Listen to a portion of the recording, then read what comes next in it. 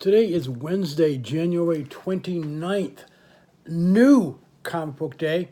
I just came back from Orange, California, where I was at Torpedo Comics.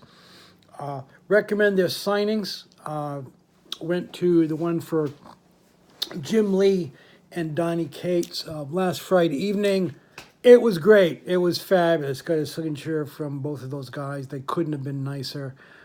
And anyways, I recommend Torpedo. Rob and everyone else who works here are fantastic. Anyways, I don't get paid for that plug, but all right, we're going to quickly go through what we have. Excuse me. I apologize ahead of time for the amount of times I'm going to yawn through this, but let's get started. We got There's No Excuse for the House of Cerebus, a continuation by Dave Sim of the Cerebus in Hell series. This is hard. A couple of times I put it on my pull list, but since he changes the name of the book with every issue, it's very difficult. They had me down for, Cerebus in Hell, but that's not the title of the book anymore. So they're going to try to put me down again. I have a feeling they'll probably just put me down for anything from Aardvark Vanheim, which would be fine. All right, recommend it for that. And I say every month they sort of do a tribute to another cover, and this is so obvious that it doesn't even bear telling. Okay, we got Animosity number 26.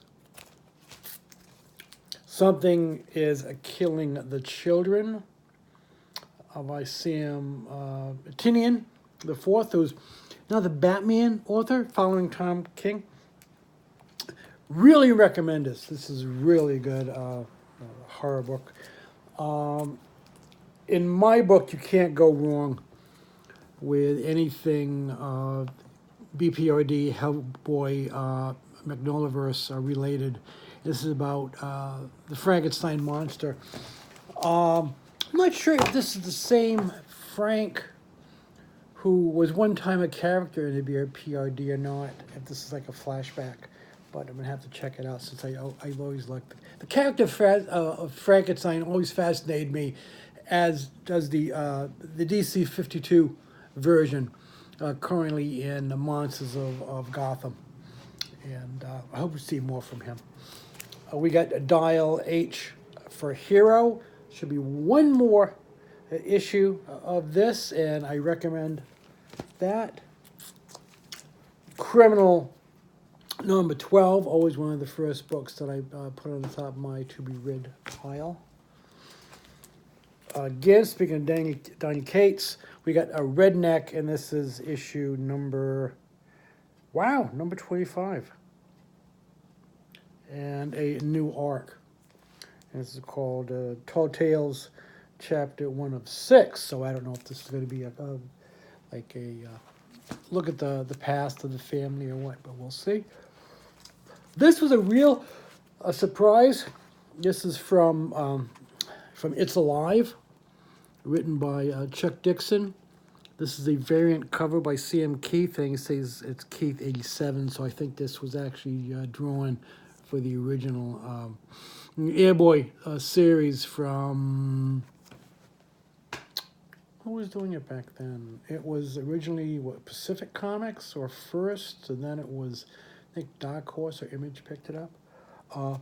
Chuck Dixon, old school writer, still really good. Airboy, one of my faves, and here we got, there's also a short story featuring the Heap, who is the precursor to Swamp and Man-Thing.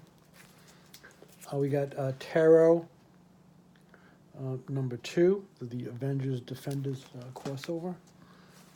We got Thor number 2, and Thor. I'm intrigued by the costume. This is Thor's new costume, as he's now the Herald of Galactus. Right? We got Weapon Plus, World War V, and we have a apparently at one time Swamp Thing, or a version of Swamp Thing, was a soldier in the Weapon X program. I'm curious. It looks really cool. You know, he's sitting there and got a twig in his mouth, you know, like Sergeant Sherry and everything. So that's kind of cool. We got Conan, a Serpent War. This is apparently the same Conan that we see fighting with the Savage Avengers, and we also have Solomon Kane and Moon Knight. So how Solomon Kane becomes involved should be really interesting. That's a new thing. Another one of the end books, where you see the final adventures of a story, and this is Deadpool, the end. And yeah, you can just see that. I love that cover. And we got, this is Avengers number 30, Starbrand Reborn, Part 4. And you really got to wonder about continuity in Marvel at this point. Because, I mean, Blade is over in Savage Avengers, or is it Strike Force? It might be in both. And you have Thor. Apparently, at least on the cover, this is pre-King and pre-Herald Galactus. I don't know. Immortal Hulk. Hulk goes up against the Giant Hulk, the original Hulk from Stan Lee, Jack Kirby, old-time comics. We got New Mutants number 6, and again, a reminder, this has nothing to do with the upcoming film. We got Spider-Verse number 4, and I can't remember this character's name, but it's poor Morales, Spider-Man, and the Masked Spider, or whatever it was called. That's kind of cool. Western comic. We got X-Men number 5. The X-Men and New Mutants, as I said, I think last time, those are the only two X-related titles that I'm picking up right now. I lost interest in the other ones. I mean, I gave each anywhere between like 3 to 4 issues. So I think that's a fair shot. And why keep getting them if you're enjoying them? And this is Ravencroft number 1.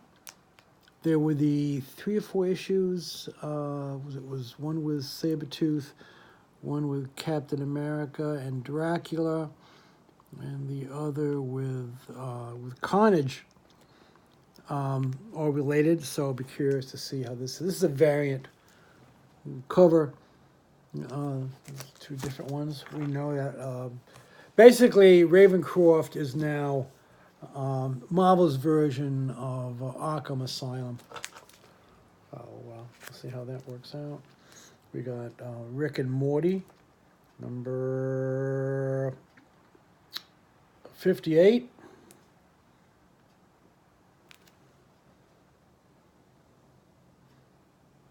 That's just so cool. I love it. Oh, Morty's not there. Uh-oh. That's never good. And finally, from Vault, we got Creature Feature, number 4. And I recommend everything. I don't get all the Vault titles, but I do recommend this book, and which is a continuation of Tales of Whisper, I think it was called. And the Heist, which is also a cool thing. Oh, let's get a group together and pull a heist. And it takes place on the planned heist. It's a futuristic sci-fi book. Okay, and also finally, I got both the Marvel previews, and this is pushing Empire, which is the Avengers Fantastic Four crossover, which I can't. I mean, Al Ewing and Dan Slott, both really good writers, but I don't know how interested I am in the series. And on the back, they're promoting, obviously, Black Widow, new Black Widow series, which I guess is, I don't know if it's going to tie into the upcoming movie. And we have from DC, they're promoting 2 of the new 80th anniversary issues, one for Catwoman and one for Joker. Those are pretty good. The 80th issue things and the 100-page giants, they're pretty cool. I recommend them. And I think that's it. For me, I went much longer, as usual, than I did. This kind of makes up for the short one last week. Nothing coming up that I can think of. If you're a fan, of course, of football, we got the Super Bowl. I don't care about either team. I mean, the Patriots aren't playing, and the Jets aren't playing. So, I really don't care. So I'm going to be watching it for the ads and the trailers, and reminded I gotta pick up some chicken wings. And that is it. Thanks for paying attention, especially for this long and for my rambling. But if you've watched these before, you know that that's what I primarily do. My goal in life. So, peace out and take care.